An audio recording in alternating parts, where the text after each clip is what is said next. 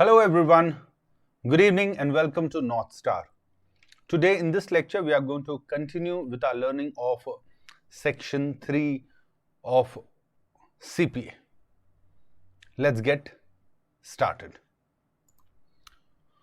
So last class we have covered the basic fundamentals in cost accounting part 1.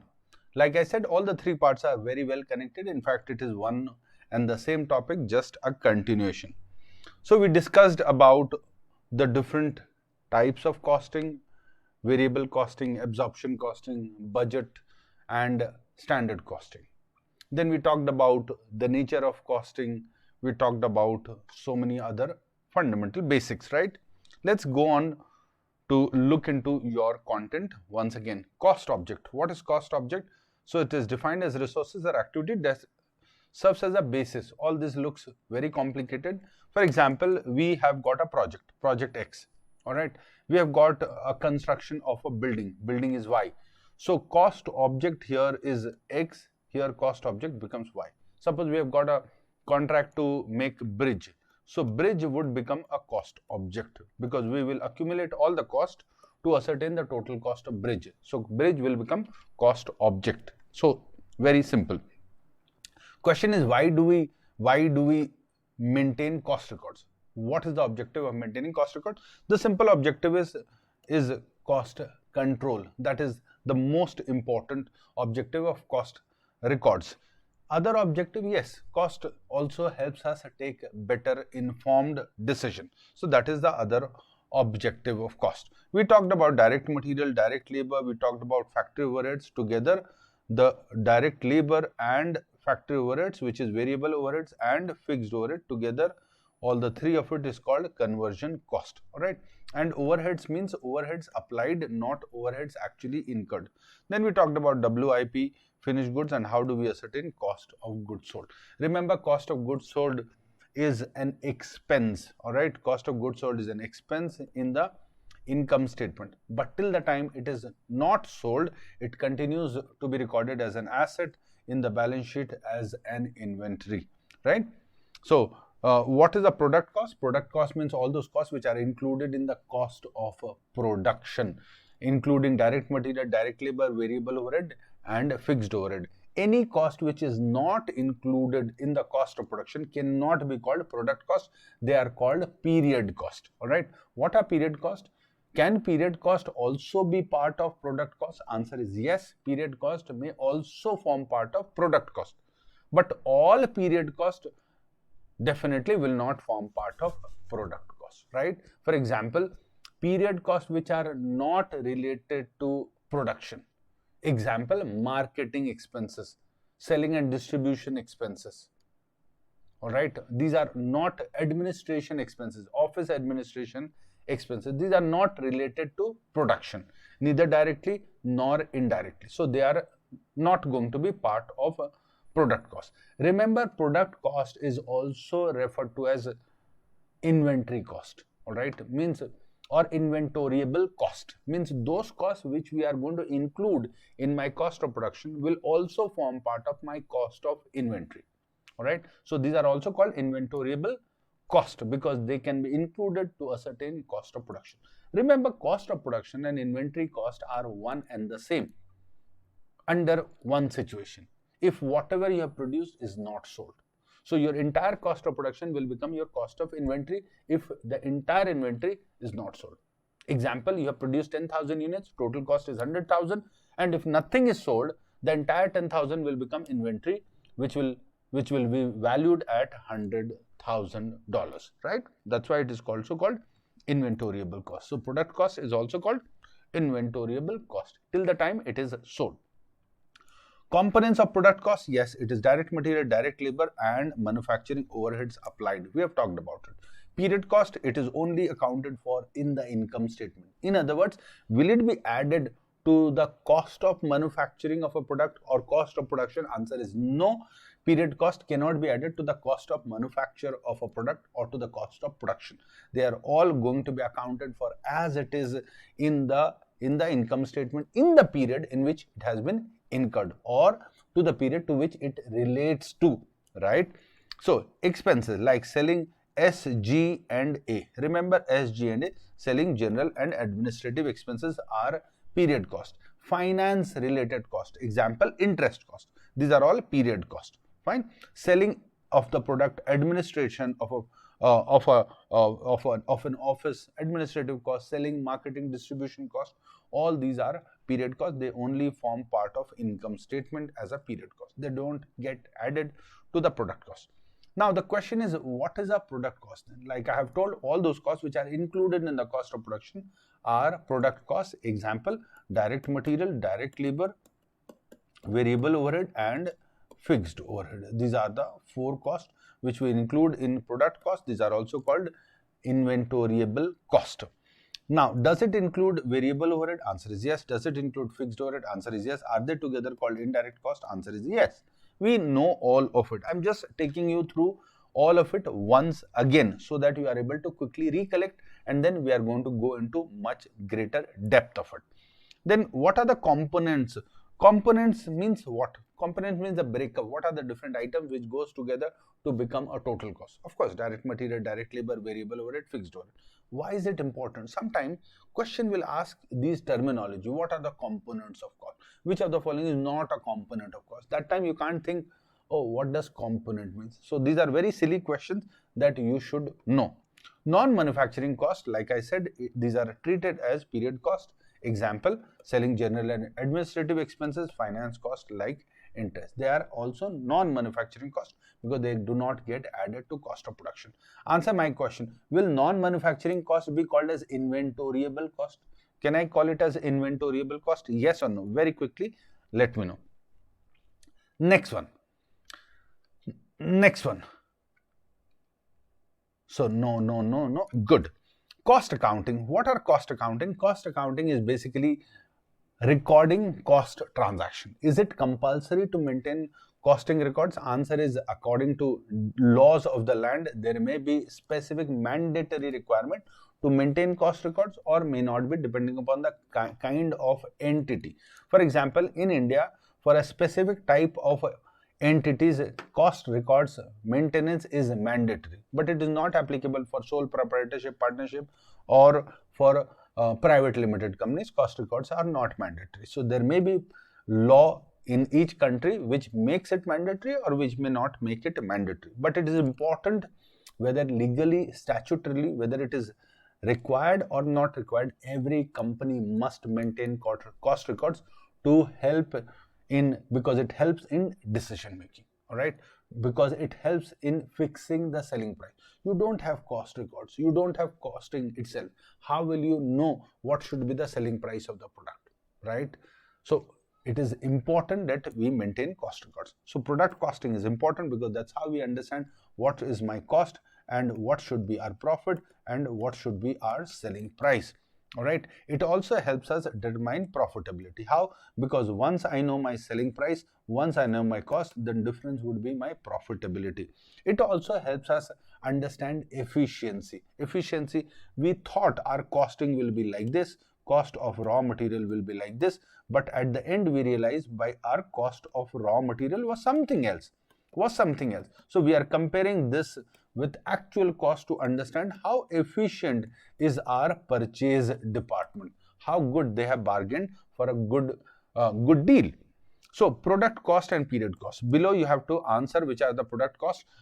It is already marked here, but without looking at it, can you answer? Answer is very simple. Wages. Wages is product cost or period cost? Let me keep asking. Wages, product or period? All right. Salaries of office team. All right. Salary of office team, product or period? So this is a period. So period you can say D and product you can say T if you want to tell like this. So product is T and period is D. Okay, fine. Raw material cost. Very quickly. Raw material cost. General, selling and administrative expenses. So this is P and this is D. Now factory administration cost. So this is D or this is this. So remember, factory administration cost is very important. Now, generally, selling and distribution and administrative expenses are period cost, all right, are period cost. But if the same administrative cost is related to the factory, then it is treated as a product cost. All right, then it is treated as product cost. Remember this.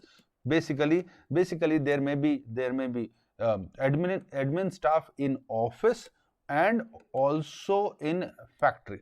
So if they are in factory, then it will form part of product cost. All right, it will form part of product cost, otherwise they are not. So in question you have to be very careful. Does it say factory general and administrative expenses? All right, or factory administrative expenses, does it say that? If it says, then we are going to take it as product cost, otherwise we are going to take it as period cost. All right, remember this point. General administrative cost, definitely it has to be period cost. All right, manufacturing overhead. Now understand, does indirect cost forms part of product cost? Does indirect cost form part of product cost? Yes or no? First understand what is an indirect cost. Can indirect cost be variable cost? Can it be fixed cost? Can it be both? All that you need to understand. Let me give you an example for this. What are a direct labor? Direct labor, there is a manufacturing activity. We are manufacturing furniture and or we are manufacturing some small items, furniture and very important artifacts we are manufacturing, right? So now when we are manufacturing, there are a lot of employees who are involved in this manufacturing process, a lot of employees. So employees are directly involved in manufacturing of furniture. Quickly answer me, are they direct material or direct labor? Very stupid question. Of course they are direct labor. All right, fine. Then what is wood that they are using? What is wood that they are using? Is it direct material, indirect material? So answer is, this is indirect material. Now this is the factory, and there is one guy who is standing outside, to ensure that nobody takes this furniture home. Nobody takes this furniture. Is he directly involved in manufacturing? Answer is no, he is not directly involved in manufacturing. So who is this guy? This guy is indirect labor. Now this guy is indirect labor, fine, but indirect labor can be added to the cost of production or may not be added to the cost of production. Remember, it may be added, it may not be added. How? We have to understand, this security guard is standing outside the factory. Then this indirect cost is called factory overheads. All right, this indirect cost is called overheads. Remember, this indirect cost is incurred by the factory. So factory indirect cost. More technically, factory overheads. If the same guy is standing outside sales department, then the same guy will be called selling overheads. If the same guy stands outside marketing department, then it will be called marketing overheads. If the same guy stands outside research and development department, then it will be called research and development overheads. Now answer my question. Which overhead is included in cost of production? Does it include all the overheads or only overheads incurred related to factory? Which overheads will be included? So answer is only and only factory overheads are included in cost of production. In other words, only and only factory overheads are absorbed or applied in my cost of production. Only and only factory overheads are absorbed or applied in my cost of production. What about other overheads? What about other overheads? What about these overheads? So remember, these overheads are never applied. These overheads are never absorbed at all. Then what do we do with these overheads? These overheads are all treated as period cost. Remember, period cost, any cost which is treated as period cost, which is not related to factory, will never be absorbed, will never be applied. It will be taken as it is in my income statement. All right, it will be taken as it is in my income statement. It will never be absorbed, it will never be applied.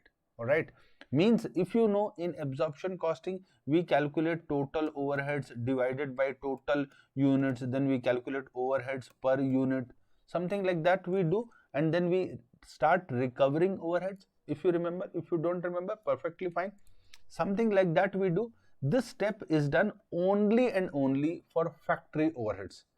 Only and only for factory overheads, because they are absorbed, they are applied. Other overheads, we don't do this calculation because they are treated as period cost. They are never applied, they are never recovered, they are never absorbed. They are only charged as period cost to ascertain my profitability. I hope you will remember, very, very important statement. Now, next is tracing cost to cost object. Why it is important that we trace cost to cost object? For example, in a factory, suppose I'm a ship builder. I am building one ship called Titanic.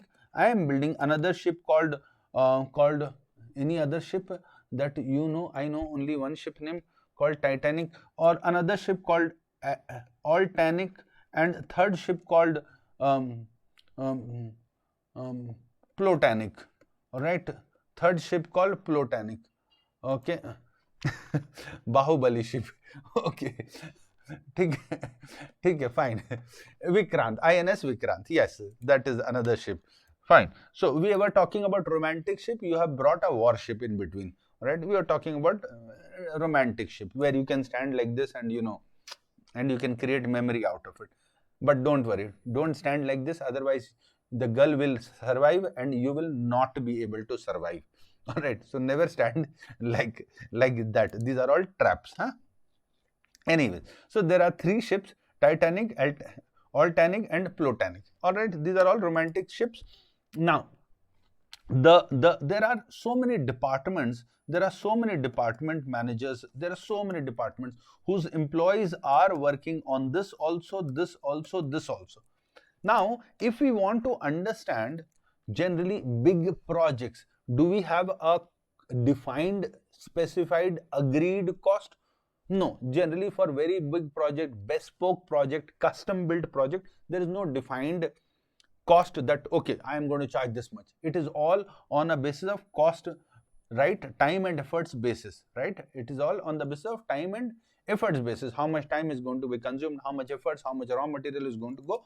So is it important that we maintain proper cost records so that we can ascertain the cost of Titanic, Altanic, and Plotanic? Is it important that we maintain separate, clear, identified cost records for each of these so that we know the total cost? We can add the agreed profit margin, suppose 30% profit margin, and we know the selling price, 30% on cost, and we know the selling price. Many big project costing and contract happens like this, based on total cost, agreed profit, this is the contract price. Now, for Titanic, Altanic, and Plotanic, when we are maintaining cost records separately, each of these becomes what? Each of these becomes cost objects. All right, each of these becomes cost objects. I hope you understood now what is cost objects. Fine. So, in cost object, we should be able to maintain. For example, there are costs which are incurred only for Titanic, direct material. There are direct material which I purchase exclusively for Titanic, direct material exclusively, direct labor material exclusively. There are total 90 direct workers and 30 are working here. So direct labor 30, direct labor 30, direct labor 30. But their bosses are not working exclusively. For example, the top management of the company, are they working only for one ship? Answer is no, not at all. They are working for first one, second one, and third one. Now the question is, how do we distribute their cost, which we call it joint cost? All right, joint cost. How are we going to distribute, which is giving services to this also, and this also? Suppose material cost. There are joint material cost, which is consumed here also, which is consumed here also, which is consumed here also. How do we distribute those costs? That we are going to learn. So these are clearly identifiable costs, no confusion. No confusion, they are clearly identifiable with their cost object. Clearly identifiable with their cost object. But there are certain costs which may not be so clearly identifiable. Those costs which are clearly identifiable or traced to the cost object or to the cost pool, they are direct cost. They are direct cost. Example, direct material and direct labor, they are clearly traceable. Indirect, for example, there is a big machinery which is being used for making this also, this also, this also. So is machinery a direct cost? Answer is no, they are an indirect cost.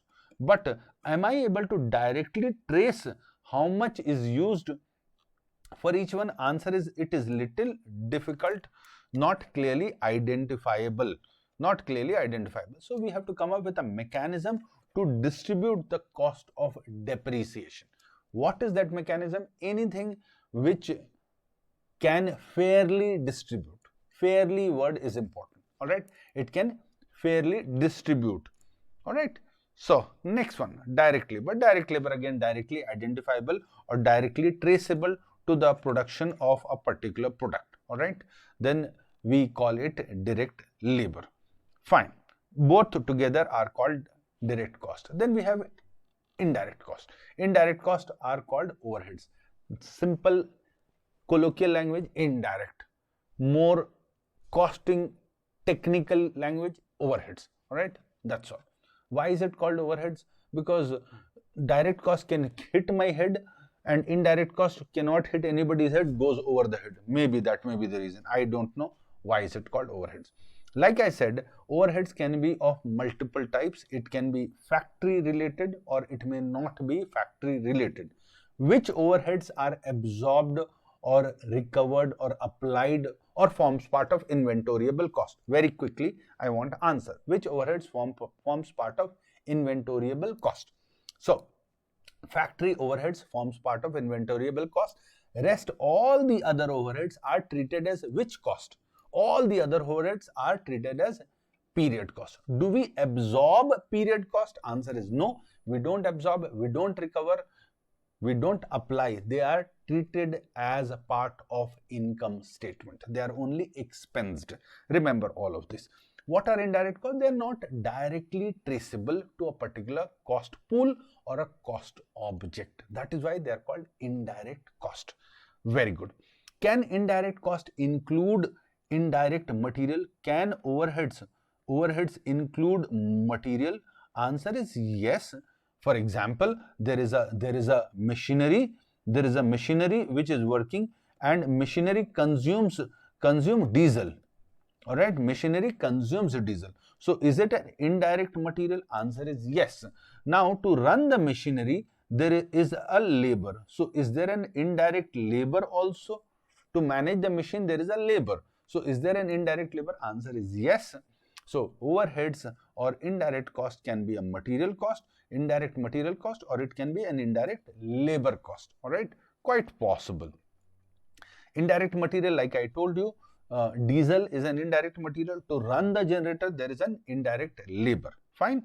Then other indirect costs. Can there be other indirect costs? Answer is there is so many other indirect costs, like selling, general and administrative expenses. Just that since they are not related to manufacture, they are not included in cost of production.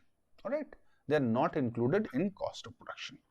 Fine. Prime cost, we know direct labor and direct material, direct labor together called prime cost. Some of the books will also say direct expenses.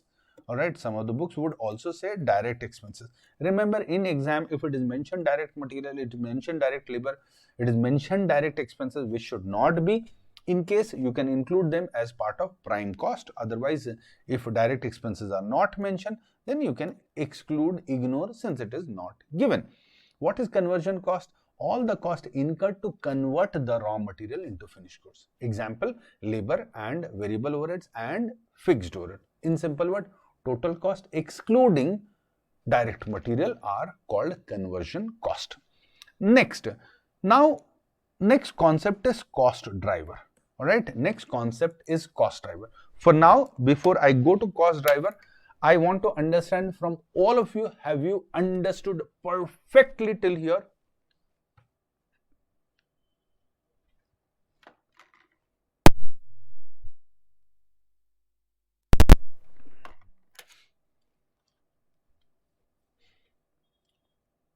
All right, fine, good.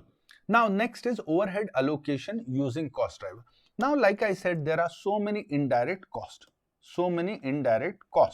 All right, indirect cost. Now the question is, indirect cost, how do we ascertain or how do we distribute the total indirect cost? So understand first which cost is allocated. We have understood the cost related to production are only allocated, right? Exactly, fine. Allocated to what? Allocated to cost of production. Okay, this much is fine. Now the question is, what is cost driver? Because you will hear many times that total cost or indirect cost is apportioned based on cost driver. Then what is cost driver? Simple thing. Any factor that drives the cost upward or drives the cost downward is called a cost driver. For example, there is a flat and there are 5 friends staying together. All right, if 6 guys stays, if 4 guys stays, then what will happen to the cost of food? Will the cost of food be driven by more and more occupant in that flat? Yes or no? If number of people increases, will the cost of food increase? If yes, if the number of people decrease, will the cost of food decrease? If yes, then number of occupants becomes a cost driver. Number of occupants becomes a cost driver. For example, canteen. What is going to drive the canteen cost upward or canteen cost downward? Can I say number of employees eating in the canteen? Can I say number of employees eating in the canteen? Good to say. So number of employees become cost driver for distribution of canteen cost. Sometimes there may be multiple cost drivers. There may be multiple cost drivers, but in that case you have to find which is the most suitable and realistic cost driver. For example, let me give you an example. Suppose you are staying in an apartment. Fine. In the apartment, when you are staying, there are suppose 5 flats in the apartment. So the total water bill and common area electricity bill comes, right? Total water bill and common area electricity bill comes. Now the question is, what is the simplest way of distributing water bill? Can I say water bill should be distributed between 5 flats? Can I say water bill, suppose 10,000 is the water bill divided by 5 flats, so each flat should give 2,000 water bill. Can I say this? Yes, no. For simplicity purpose, can I say this? 5 flats, 10,000 water bill. Okay, this is one way. So this is the point number A, where I have distributed based on number of flats. Second is 10,000 water bills divided by number of occupants in each flat. Number of occupants or number of residents in each flat. So in each flat, total residents are, suppose 50 residents are there. 50 is too much, right? Total is, suppose 20 residents are there in each flat. So how much will I give? So 10,000 divided by 2,500 is per resident. So in flat number 1, if there are 2 residents, so 1,000. Flat number 2, if there are 5 residents, then 2,500. This, which one looks better, A or B? Which one looks better, A or B? So B looks more logical, but sometimes there are many guests coming in each flat. There are guests coming in flat number 1, flat number 2, staying there for 2 days, 3 days, 5 days, like that. There are guests coming. So will that be logical that I keep a track of which flat how many guests has come, and accordingly in a month total 20 residents and 30 guests had come, so total basically 50, and we keep record like this, and in every flat we keep a track of how many guests came, when did they came, when did they take bath, when did they use the washroom, when did they wash hand, and when did they go. We keep a record of this and be very perfectly ascertain how much is the cost of water for each flat. Doesn't this look very perfect? Does it look very perfect? Answer is yes, it looks extremely perfect. But does it look logical, feasible and possible? Does it look logical, feasible and possible? Answer is, if the cost amount was very huge, massive, then yes. but otherwise it does not look logical, because you would require another guy whom you will have to pay 15,000 to maintain these records of how much cost? 10,000. So to keep a record of 10,000 cost for proper distribution, you will need to hire another guy for 15,000. Will it make any logic at all to maintain such cost records? Answer is no, not at all. So this one does not look logical. This looks most logical. So remember, at each point in time, we have to find out which is the most fairest or most, most acceptable method of distribution of overheads, all right, amongst different cost objects. Fine. And it is also a function of cost and benefit analysis. Sometime you have to also look into cost and benefit analysis. For example, if we are distributing electricity cost, so can I distribute based on number of light points? So how many switches are there in each department? But if the same we are distributing power cost, should I distribute on the basis of horsepower only, or on the we should keep a separate record of how many hours each machinery has been used? Should I keep a separate record of number of hours machinery was used, because there are so much huge machinery and electric power becomes their major cost? Should we maintain such records? What do you say? So answer is, if power is a major cost, then we should, hello, I want from you, should we maintain separate hours record of how many hours machine was used? Answer is yes, because power will become a major cost. In that case, very much required that you maintain separate cost record, separate hours records for this. Very good, you have understood this. So what is allocation basis? Cost driver.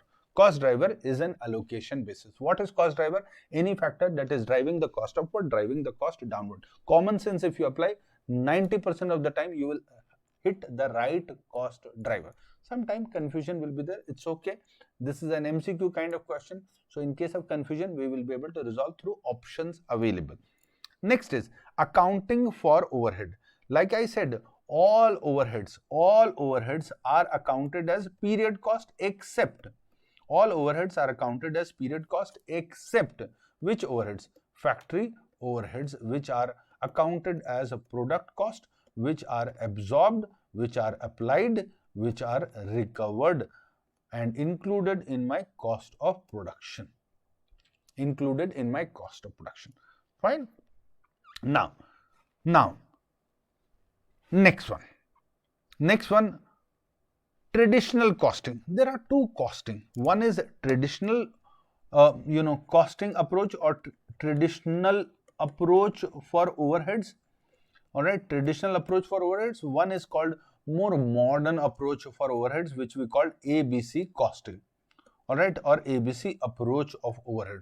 Now, what is traditional? What is ABC? Understand through an example.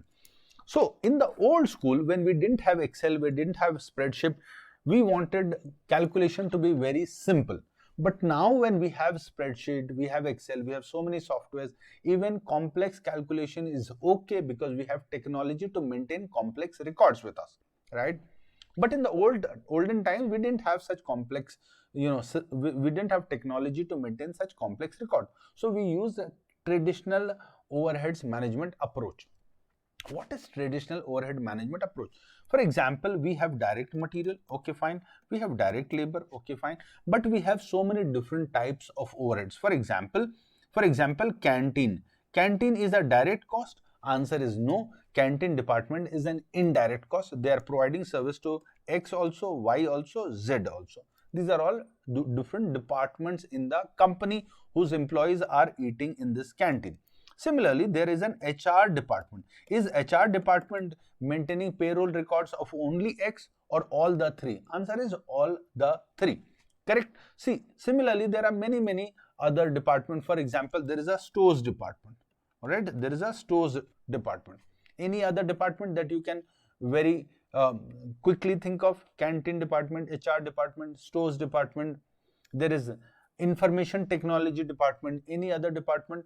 For example, there is a there is a rent also, there is a big factory, some one department, two departments, so rent is also an indirect cost. Agreed? So let's keep these three departments cost: canteen, stores and rent.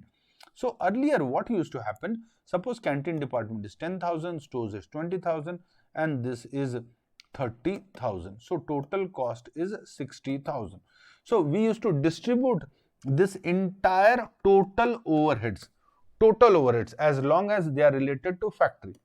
Total overheads, what we used to do, we used to distribute total overheads which are related to manufacturing on just one basis of distribution. What could be that basis of distribution? Generally either of these two bases. One is total output or total labor hours. One of these two bases we used to adopt. Example, suppose we produce total units we produce is 3000 units. All right, total output was 3000 units. So divided by total output, 3000 units. So we got how much? We got 20 rupees or $20 as our fixed overheads per unit. All right, fixed overheads per unit. So if I have manufactured product X, product Y, product Z, then I'm going to include direct material, direct labor and overheads. Overheads is how much? $20. So $20 into number of units. For example, 100, 200 and 300. So $20 into 100, like that. All right. So this is $20 into 200. This is my total overhead cost. But answer my question. Is it logical to distribute this entire overhead on the basis of number of outputs? Do you really think number of output was the cost driver for this 60,000 alone? Do you really think the cost driver for this 60,000 was number of units? Really? Think about it. Think about it. What do you say? Yes or no? Yes or no? First thing. Is number of units the ideal cost driver for this?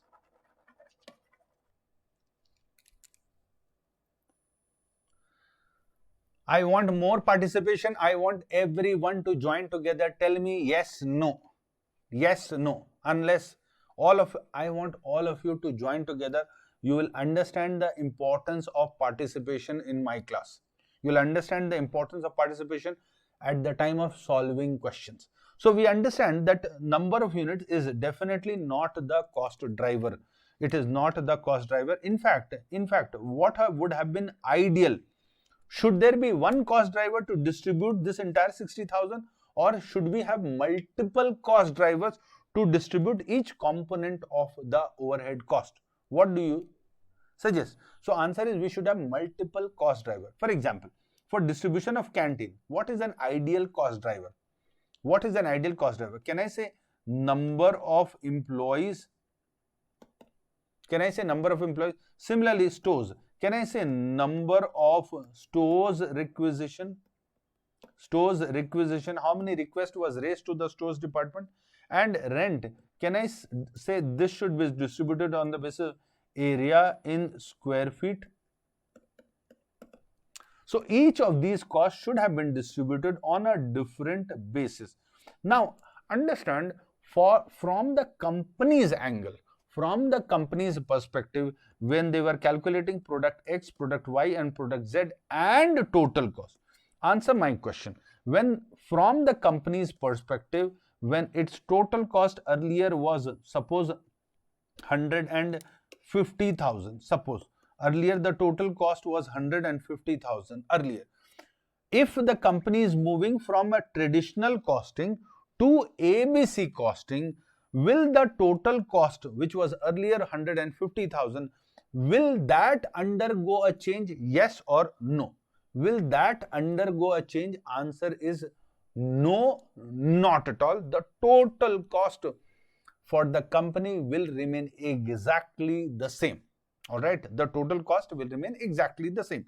What will undergo a change in that case? The only thing that will undergo a change is we will get to know better cost of manufacturing of each product more scientifically. So in other words, if I tell you, if I move from traditional to ABC, the cost of production of X has increased and Y has increased. Then what would have happened to Z? What do you think would have happened to Z? Very quickly, I want answer from everyone. The total cost of manufacturing for X has increased, for Y has increased. Then what can happen to Z? Only one thing can happen. It has to decrease, because the sum total of all these total cost, total cost cannot undergo a change. It will remain constant. So if these two costs have increased, then this cost has to decrease. The question is, from the total cost perspective, if the total cost is not undergoing a change, then how will it impact a company? In what way company gets impacted? Simple. The company will be able to ascertain a correct cost price for each product, a correct cost price for each product, and a correct selling price for each product. Therefore, company will be able to fight competition better. Company will be able to fight competition better because it can ascertain right selling price for its product. So it can fight competitions better, and it will have a correct profitability analysis for each product. Otherwise, its profitability is not showing exact precise numbers. Alright, so the whole objective is to ascertain cost scientifically so that it can fix a right selling price and fight competitions in the market by ascertaining a correct price for its product. I hope all of you have understood the traditional approach and the ABC approach to costing. Can I have a yes or no before I proceed to the next?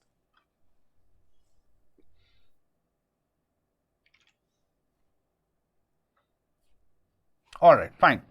Now, next, cost can be classified on various bases. One of the bases on which cost can be classified is behavior. Alright, cost can be classified on various bases. For example, it can be classified on the basis of nature. It can be classified on the basis of function of cost. It can be classified on the basis of behavior of cost. You have to remember, when we classify cost on the basis of behavior of cost, all right, it can be classified as variable and fixed cost. You have to remember which one, fixed or variable. Answer is no. You have to remember, when cost is classified on the basis of behavior, we call it fixed or variable cost. All right, direct and indirect cost, another way of classification. All right, production cost, non-production cost, another way of classification. So on the basis of behavior, when we are classifying, we call it variable cost and fixed cost. Only two things you have to remember in variable and fixed cost. Point number one, variable cost on a per unit basis always remains constant, whereas total fixed cost remains constant. Next, total variable cost always increases. Total variable cost always increases, though on a per unit basis it remains constant. Next, here, the next point that you have to remember here is fixed cost per unit keeps changing. Alright, fixed cost per unit keeps changing. Does it keep increasing? Answer is no, it keeps decreasing. Alright, it keeps decreasing. If the number of units increase, the fixed cost per unit keeps declining because it is spread over larger number of units. Simple example, 10,000 is fixed cost. I am producing 1,000 units. My fixed cost is $10. 10,000 is my fixed cost. I am spreading over 2,000 units. My fixed cost will become $5 per unit. So fixed cost on a total basis remains constant, and on a per unit basis keeps declining as and when the level of activity increases with the company. What is level of activity? In simple word, number of units produced. All right, fine. There is another type of cost, one which is called mixed cost. All right, which is called mixed cost. This is also on the basis of behavior. The mixed cost can be classified into two ways. One is step fixed cost or step cost. All right, and the second is called semi-variable cost. Semi-variable cost. All right, semi-variable cost. Remember, stepped cost is also referred to as semi-fixed cost. This is also referred to as semi-fixed cost, and then there is a semi-variable cost. Remember, as far as decision making is concerned and as far as cost accounting is concerned, all right, decision making and cost accounting, particularly decision making, you cannot take any decision unless you have classified the cost into variable cost and fixed cost. Which means if you have a mixed cost in place, you cannot take a decision unless you have classified into variable cost and fixed cost. Because joint cost or mixed cost will not allow you to take a decision. So in simple word, whenever you face a situation of a mixed cost, remember step 1 is always you have to break the mixed cost into variable cost and fixed cost. That is step 1. All right. Now the question is, how do we break this fixed cost into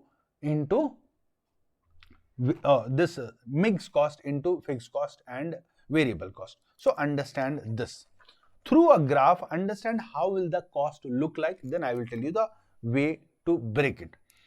First one, step fixed cost. Remember, step fixed cost cannot be broken through a formula. It needs a lot more data on the face of the question. Then only it can be broken. Through formula, it cannot be broken. All right. So here, this is how the cost will look like. Ideally speaking, fixed cost looks like this. It remains constant over a given level of activity. All right. But stepped cost or step fixed cost keeps changing over a defined, very small defined level of activity. It remains constant, then suddenly increases, remains constant, increases, and then again remains constant. In other words, it remains constant over a very short level of activity. Ideally, fixed costs remain constant over a long level of activity. But here it remains constant over a very short level of activity and then increases again becomes constant. It is difficult to break such kind of fixed cost using a formula. For your exam, breaking such fixed cost is not there at all. All right. But in case you want to learn, put little common sense, which I will teach you here, through which we can break it. Now understand through a graph. This is my cost and this is my level of activity, which in simple words we call output, number of units manufactured. So here my fixed cost is constant at this, right? My variable cost will start from where? Very quickly, my variable cost will start from this point or from point A. From where will my variable cost start? Will it start from point 0 or will it start from point A? So my variable cost will start from point 0. Because if I manufacture 1 unit, this is my variable cost. If I manufacture 2 units, this is my variable cost. If I manufacture 3 units, this is my variable cost. If I manufacture 0, my variable cost is this. All right. If I manufacture 0, my variable cost is this. 0 output, 0 cost. I cannot say 0 output but cost is here. No, my cost cannot be here.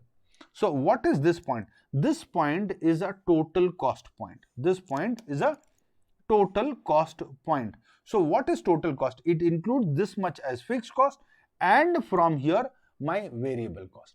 In other words, if I am manufacturing suppose 3 units, it will include fixed cost which is constant and it will include variable cost. From here to here it will include variable cost. Are you able to understand? So point number A is a graph defining which cost, variable or fixed cost. So point number A defines my total cost. Are you comfortable? Yes, no. Are you comfortable? Keep telling yes, no, anything. Fine. So can I say this total cost is nothing but a slope of a line, because it is a line which is sloping or rising upward, or it is a slope of a line. So instead of using a total cost formula, can we use a slope of a line formula to understand semi-variable cost properly? What is semi-variable cost? It includes certain component of fixed cost and certain component of variable cost. All right, certain component of fixed cost and certain component of variable cost. In other words, semi-variable cost is nothing but total cost at a given level of activity, because it includes certain component of fixed cost and certain component of variable cost. Since it is like a slope, can we use slope of a line formula? Answer is yes. What is the slope of a line formula? So y is equals to ax plus b. I hope you remember. Y is equals to ax plus b. Many of you would want to write y is equals to a plus bx. Alright, it does not make a difference. It is just how you defined a and b and x. Alright, it just depends upon that.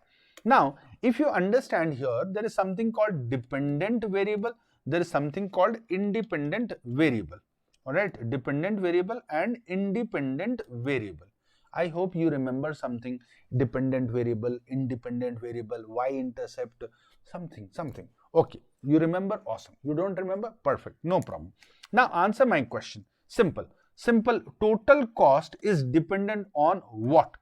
Total cost will increase or decrease based on what? So total cost will increase or decrease based on fixed cost, variable cost, or number of units. Based on fixed cost, variable cost, or number of units. On which one is total cost dependent on? So total cost is dependent on number of units. Now answer my question. Is number of units dependent on total cost, or total cost is dependent on number of units? Which statement is correct? Total cost on number, or number on total cost? First one or second one? Which one is a correct statement? First one or second one? So first one is a correct statement. So can I say total cost is dependent on number of units? So can I say total cost is a dependent variable? Can I say total cost is a dependent variable because it is dependent on number of units? Agreed? Fine. So what is an independent variable? So can I say number of units is independent variable? Independent variable. Agreed? Number of units is independent variable. Agreed? Understood?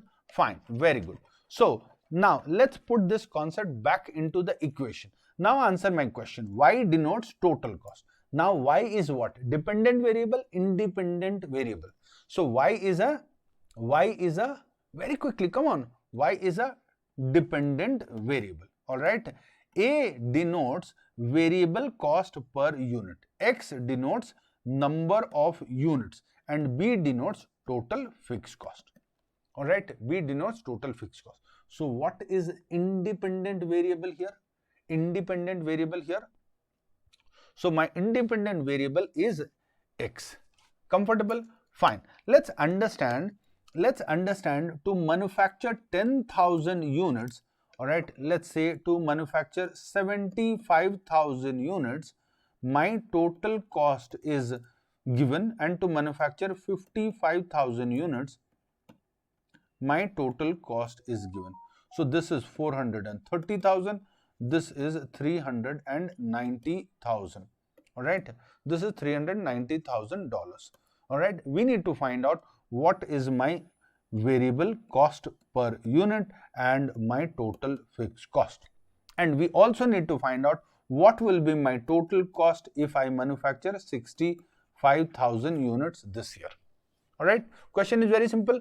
Can we put together and find out? So we can use the formula. You can use the formula Y formula, AX plus B. Can I use this formula? AX plus B. So Y is total cost, which is $430,000. Alright, $430,000, and is equals to A. A is what?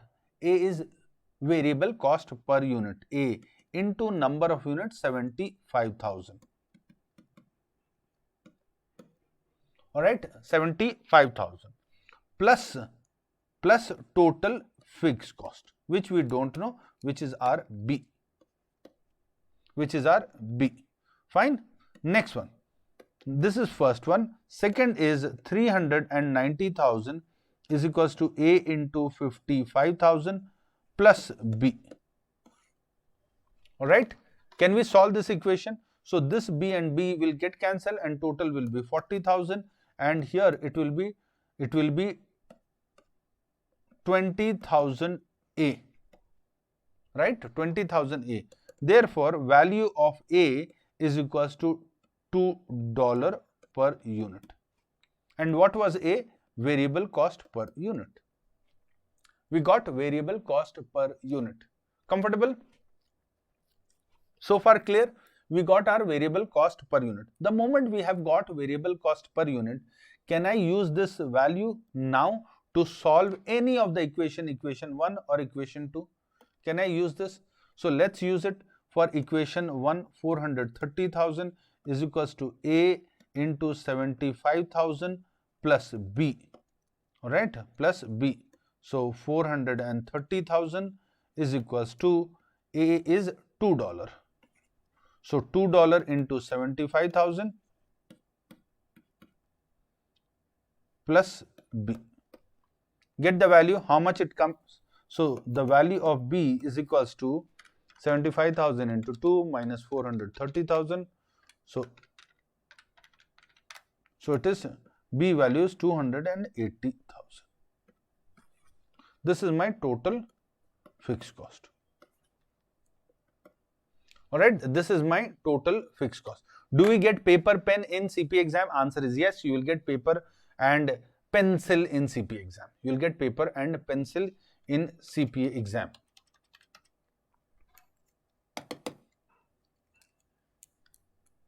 Alright, paper and pencil in CPA exam. So far, is it clear? Any doubt? So through slope of a line, you can calculate. Do you want one more formula to calculate, to split fixed cost and variable cost? One more formula.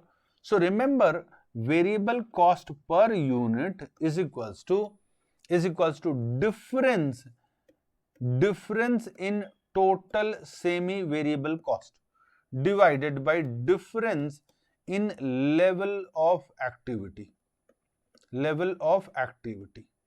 Right? This is another formula. Difference in total semi-variable cost divided by difference in total level of activity. Remember, whatever value comes, ignore the negative. Even if you have done some mistake, ignore the negative, because cost can never be negative logically, right? So difference in total semi-variable cost. So can I say semi-variable cost 1 minus semi-variable cost 2? So 430,000 minus 390,000 divided by 75,000 minus 55,000. Can I do this? So if you do this, you will get $2 per unit. You will get $2 per unit. Yes, so this is another formula, direct formula. You don't want to go through slope of line. Okay, fine, direct formula. And then you can use, we know total cost is equals to variable cost per unit into number of units plus total fixed cost. Okay, fine. Total cost was 3,90,000. Any level of activity you can take. Answer has to remain same. Variable cost per unit 2 into 3,90,000 means 55,000 units plus total fixed cost. Let's check whether our total fixed cost is matching with previous number or not. 55,000 into 2, 3,90,000 minus this. So total fixed cost is equals to $280,000. Perfectly matching in both cases. Have you guys understood this perfectly? Can I have a yes, no?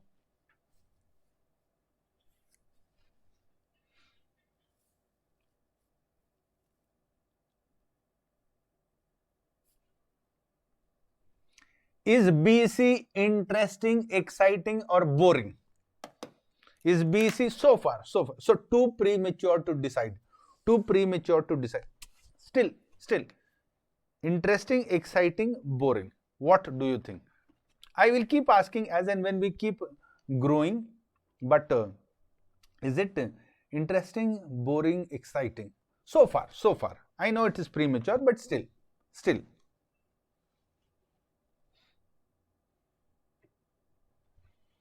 So far interesting? Awesome. Very good. It should, I will try my best to keep it as interesting as possible.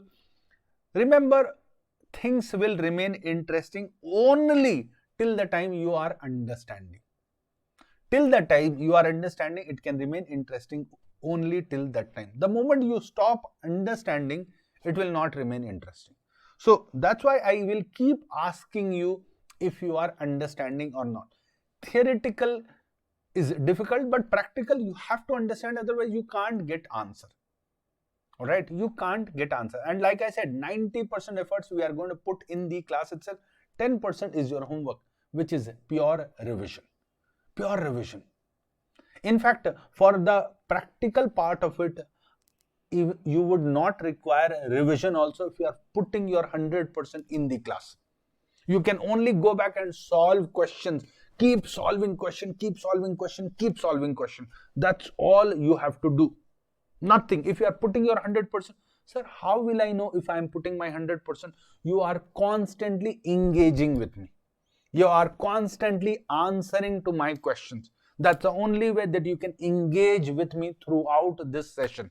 And you can save a lot of time which otherwise you would be required to invest for revision.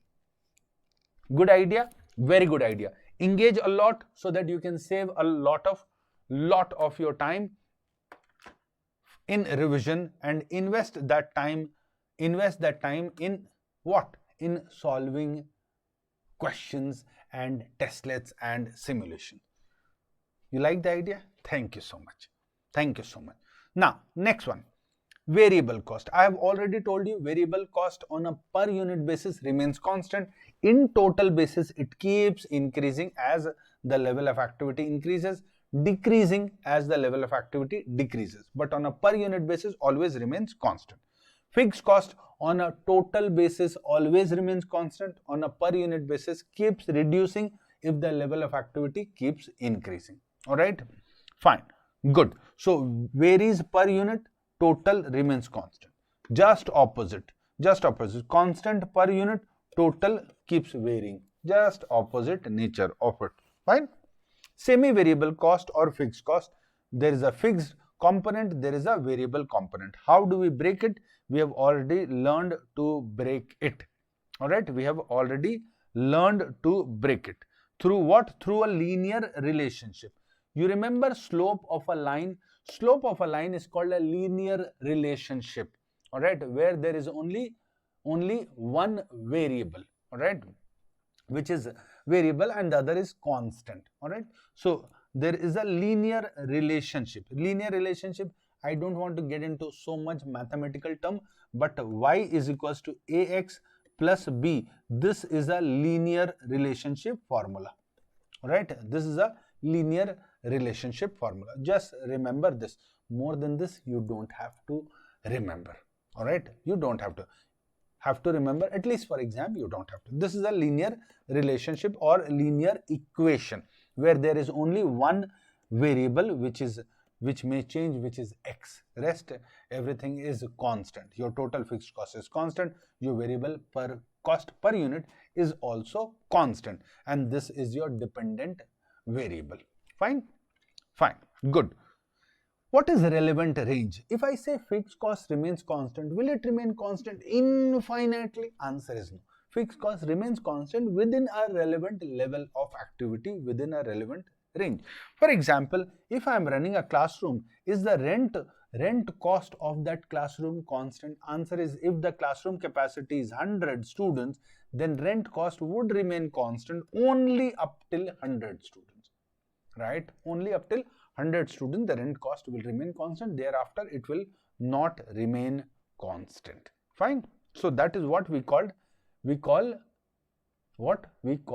level of activity within the relevant range. Variable cost changes from here. Fixed cost is from here. Total cost is from here. This graph is incorrect. Variable cost starts from here. All right, not from here. All right, variable cost starts from there. Total cost starts from here, which includes fixed cost and variable cost. Fine. So we have done all of these. We have done chapter 1. And can we solve some question, or do you want to go to part 2 and continue the excitement and then we solve the question? What do you say? What do you say? Should we solve some questions?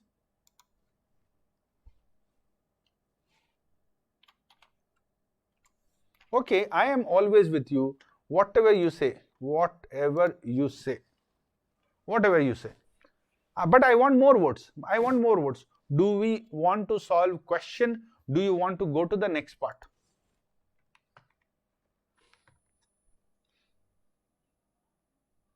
I want more what, more what, more what. Okay, fine. Let's solve some questions and understand how much we have been able to understand. All right. Let's solve questions. All right.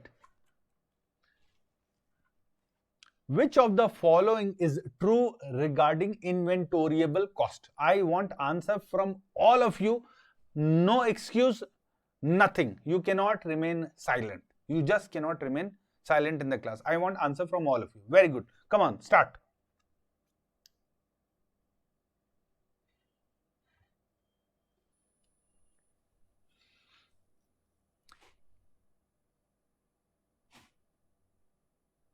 Very quick, very quick. Okay, fine. Keep a notepad and write question number 1. Answer is A. At the end, I want score from all of you.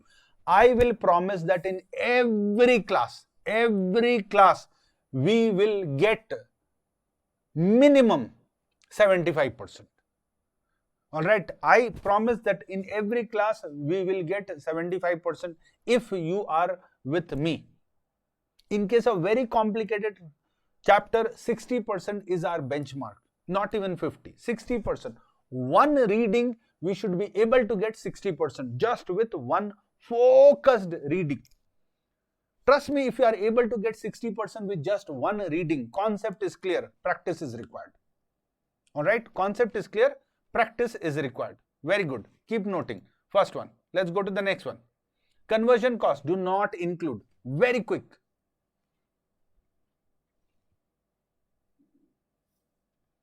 You have to become faster. You have to become faster.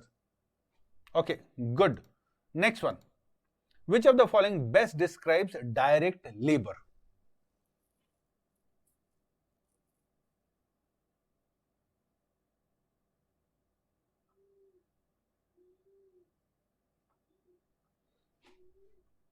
Okay, awesome. Very good. Very good. Conversion cost pricing.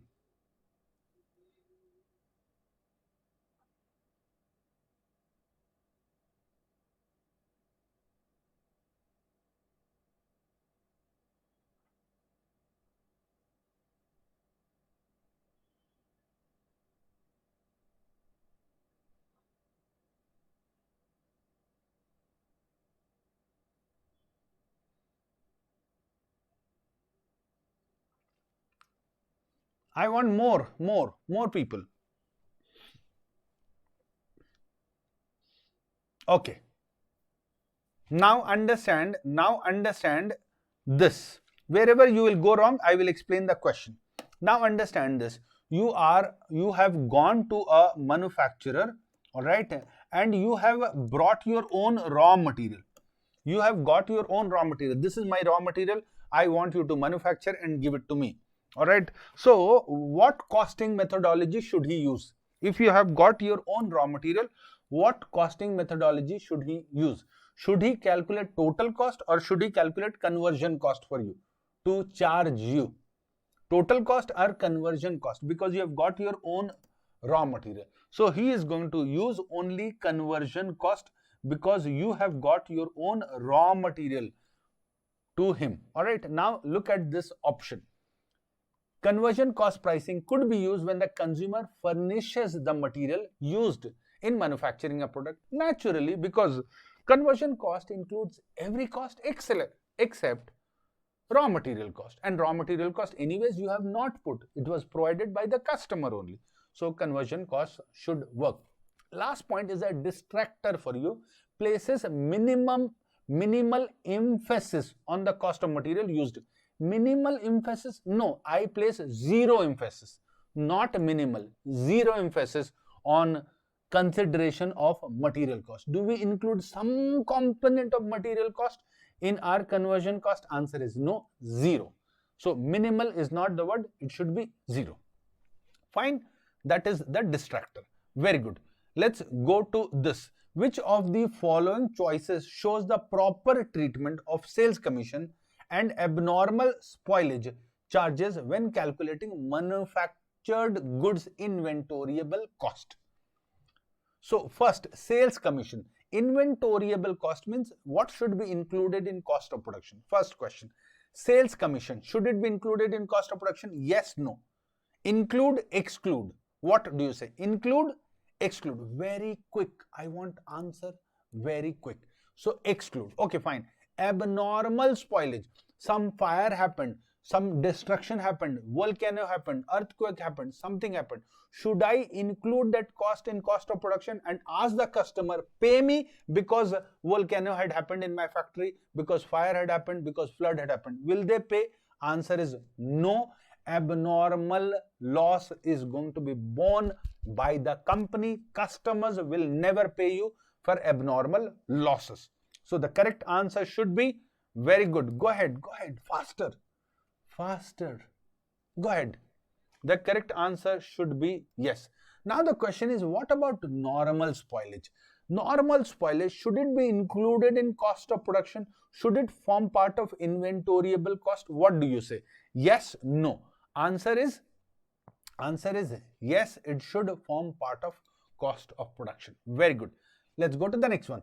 If a product required a great deal of electricity to produce and crude oil prices increased, it required a great deal of electricity and crude oil prices increased. Means don't think of India currently that okay, we use coal to manufacture electricity. We are not using crude oil to manufacture electricity. For now, understand crude oil is also used for manufacturing electricity and it is a major cost for a company. Think like that. Now, which of the following most likely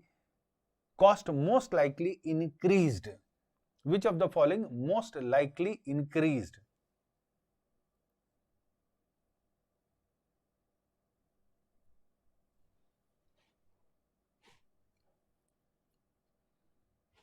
All right, good. Amazing. You guys are rocking so far. Which of the following? Somebody said C also. Let me go back to this. C also. Electricity can never be a direct material. It can never be a direct material. Electricity is used to run machinery. Electricity is used for lighting. Electricity is not going directly into the product. In the product, where can I see electricity? I touch the product, ooh, electricity is there. No, we don't. All right. As long as we are not getting shocked, it is not a direct material, right? It is an indirect material. Fine. It's an overhead. Very good. Next one. Which of the following is assigned to goods that were either produced or manufactured for resale? Which of the following is assigned to goods that were either produced or manufactured for resale? Assigned to goods. Now this is a complex question.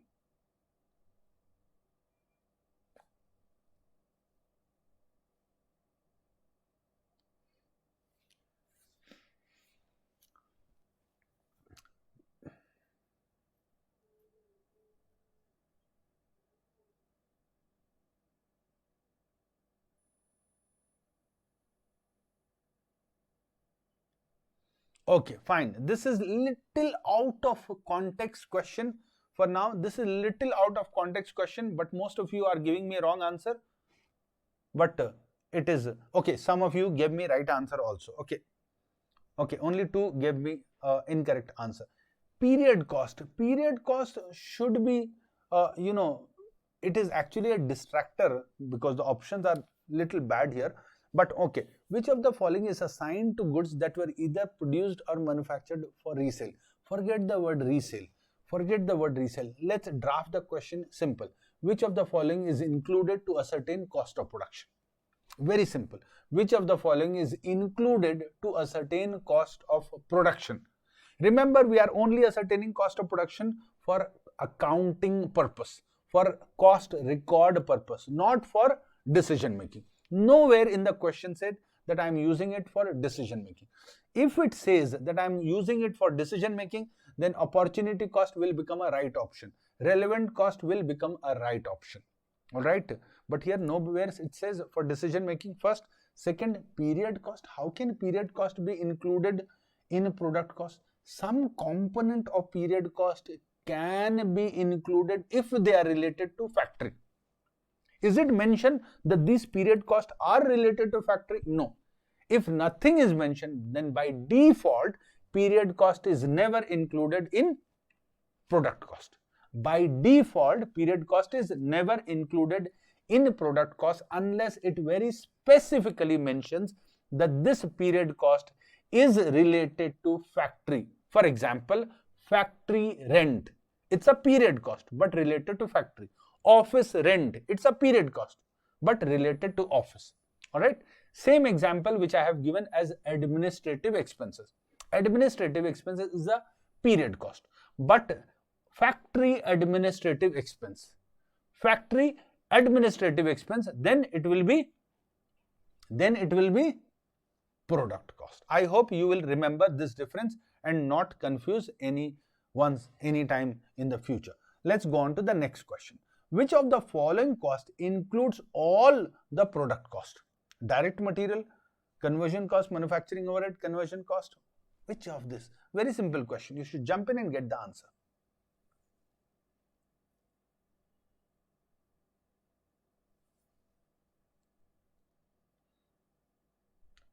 Anyone? One person has said A. Would you like to change your answer? Read the option A and tell me if you would like to change your answer.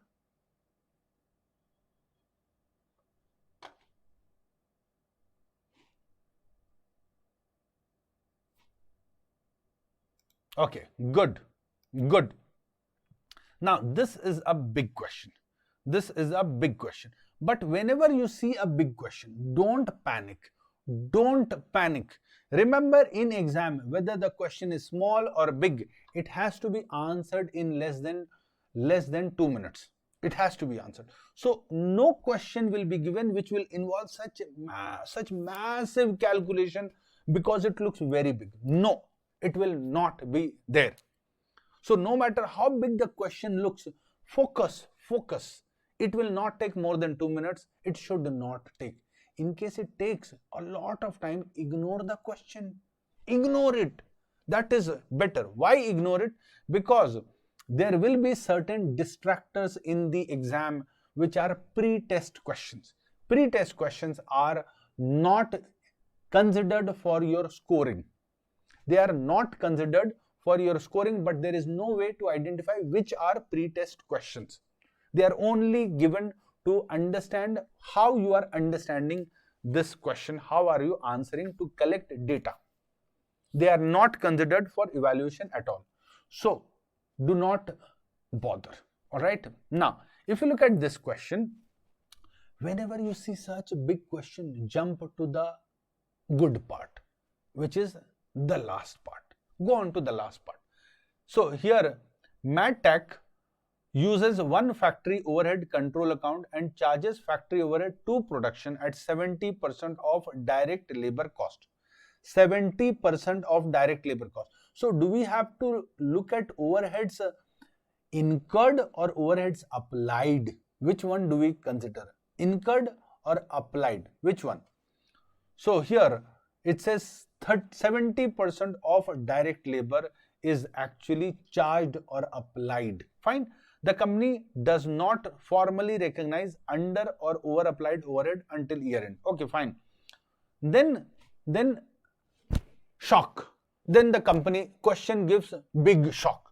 Such a big question. What is being asked? What is the prime cost? For prime cost calculation, I was reading such big question. Why will I waste my time? What is prime cost? Direct material, direct labor. That's it. Simply such a big question. Simply such a big question. Alright, so we have to understand this. Now be little careful. Be little careful. Prime cost means direct material and direct labor. If you look at the question, direct material purchased is given 163,000 direct material purchased is given 163,000 and direct labor is given 200,000. So total is 363,000. This is direct labor. This is, so what is my prime cost? I am not giving answer. You know the options, you tell me the answer, then I will give explanation. I am not giving answer. You have to tell me the answer, then I will tell you the real answer. Now, should I give you one hint? Should I give you one hint? When I am calculating my cost of production, I am considering direct material purchased or direct material consumed. What should I be considering? Direct material purchased or direct material consumed? So understand direct material consumed. Now remember consumed formula is opening stock plus purchases minus closing stock. This is going to give you consumed formula. So opening stock is 67 here. Alright, closing stock is 62,000 and purchase is 200,000. If you remember, I had told you that there will be information. First understanding, one option will be same. Second understanding, you will find another options. Alright, so sometimes understanding will change the answer. So you have to be very, very careful. So we have got raw material consumed. How much is my raw material consumed? 67,000 plus 200,000 minus 62,000. My total consumption of raw material is 205,000. Now answer my question. In direct labor, we should be direct labor paid or direct labor consumed.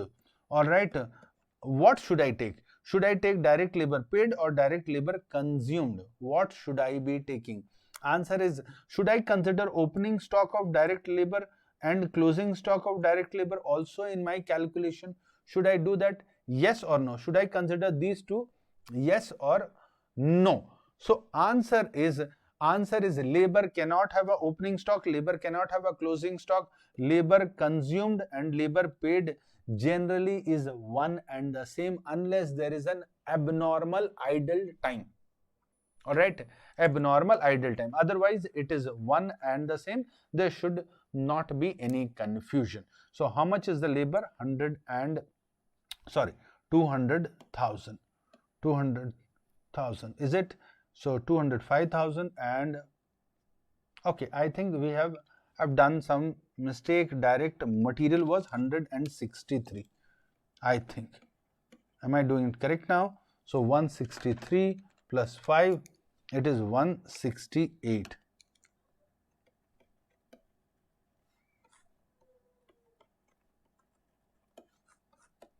This is my prime cost. Alright, so first distractor, I saw some of you changing your answer. Alright, I saw some of you changing your answer, which is good. You have to be extremely focused. Question says direct material purchased very clearly. If the question had said direct material consumed, then there was no confusion at all. Fine. Similarly, overheads paid and overheads applied. You have to be watchful of these two words, overheads paid, overheads applied. Which one are we going to consider if we had to calculate total cost of production? Which one? Paid or applied? So we had to consider overheads, paid or applied, So overheads applied would have been considered. Okay, fine. Such a big question, very small answer. Very quickly, once again, I want answer from all of you before I proceed to the next one. Very quickly, which is the right answer? A, B, C, D. A, B, C, D. Okay, fine. Very good. So, C is the wrong answer. Oh my gosh. Oh my gosh. C became a wrong answer. Now, why? Let's look at the option.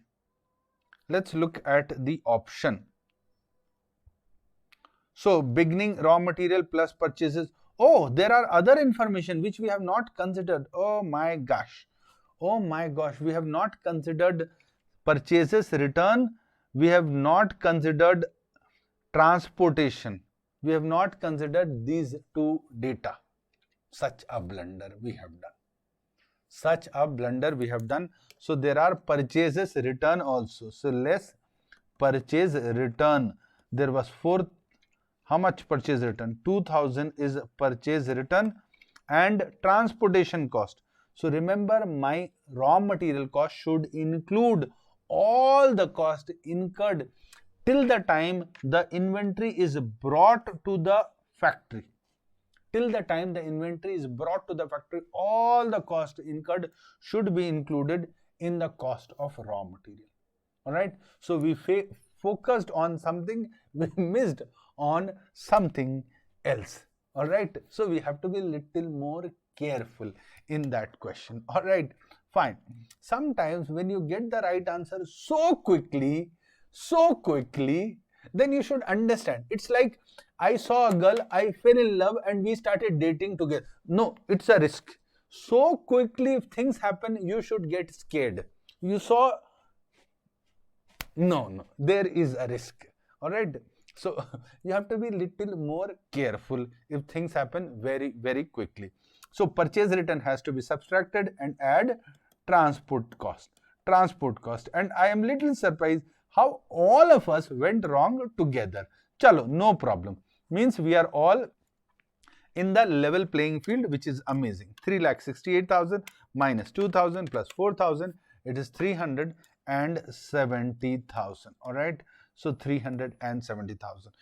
Good.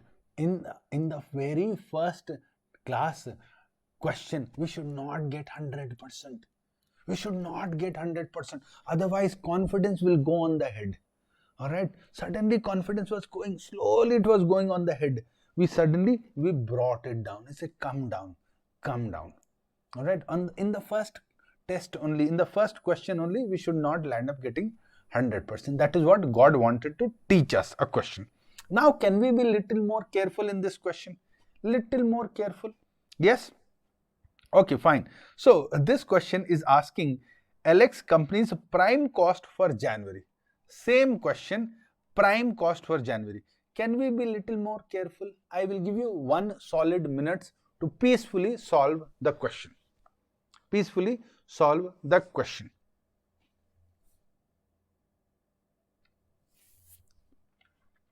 I will also solve using calculator. Of course, that's how I solve questions in costing and finance.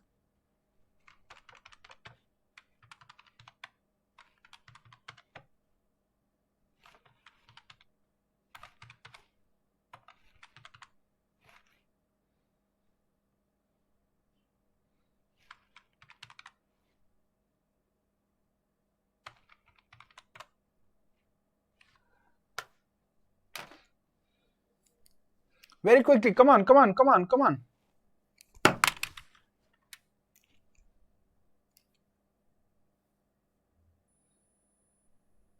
So the correct answer is option A, 501,000, and we got 90% correct answers today.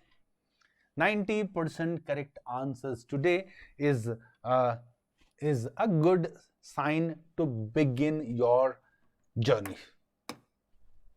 Do you think so? 90% is a good marks to begin. All right. And I will end this recording. So formal ending, but don't go anywhere. All right. You should be here, right here. And with this, we have come to an end of today's session. I'll see you again in the next class. Till then, bye-bye.